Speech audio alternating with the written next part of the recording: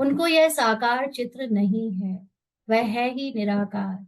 इसीलिए हम में से भी जो लोग ब्रह्मा बाबा में भी अटक के रह गए हैं, या किसी फिजिकल दीदी भाई या रोल में अटक के रह गए, दादी में अटक के रह गए हैं, वो लोग खुद कभी भी निराकार इस स्थिति तक नहीं पहुंच पा रहे। वो लोग उन सबके अच्छे फॉलोअर बन गए हैं, वो लोग उनके अच्छे स्टूडेंट बन गए हैं, या सो कॉल्ड बीके बन गए हैं, लेकिन बाब समान निराकार या लक्ष्मी नारायण की स्थिति तक नहीं पहुंच पाई हैं, क्योंकि वो अभी भी किसी ना किसी साकारी आधार पर या आकारी आधार पर अटके हुए हैं।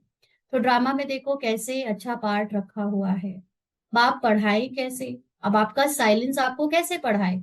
अंदर से तो मन भी उतना ही शोर कर रहा है, पुरानी स्क्रिप्ट, पुरानी बिलीफ सिस्टम, संकल्प इतना शोर कर रहे हैं, और उसी में साइलेंस। कैसे हम उस साइलेंस में टिके और कैसे हम उस साइलेंस से पढ़े? तो खुद बतलाते हैं, मैं फलाने तन में आता हूँ। तो साइलेंस से जो ज्ञान आया, वो खुद वो ज्ञान हमारे सामने बाबा ब्रह्मा बाबा के थ्रू पहुंचा, और जिस किस तन में आता हूँ वह भी बताते हैं। वही दुख हरता सुख करता है, अंडरलाइन।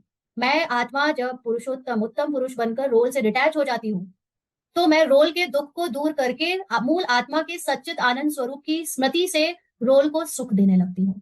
तो रोल का मन दुख से बचकर सुख पाने लगता है। तो इसलिए मूल आत्मा की जो महिमा है वो दुख हरता सुख करता है।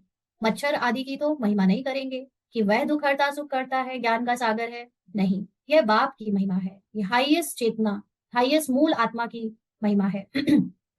तुम भी हर एक खुद दुख हरता सुख करता हो। तो बाबा हमको ये पहले से ही स्वमान और टाइटल क्यों दे रहा है? क्योंकि ये वास्तव में हमारा सत्य है कि हम सब मन, अगर अपने को भूल जाए मन के स्वरूप से, तो हम मूल आत्मा ही है।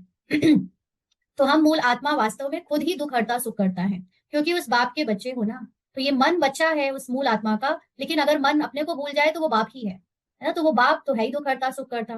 तो जब जो सबका दुख हर कर और सुख देते हैं, तो ये मन पुरुषार्थ करते करते उस अवस्था तक पहुंच जाता है जहां पर वो मन नहीं रहता, लेकिन मूल आत्मा की ओरिजिनल चेतना में लौट जाता है।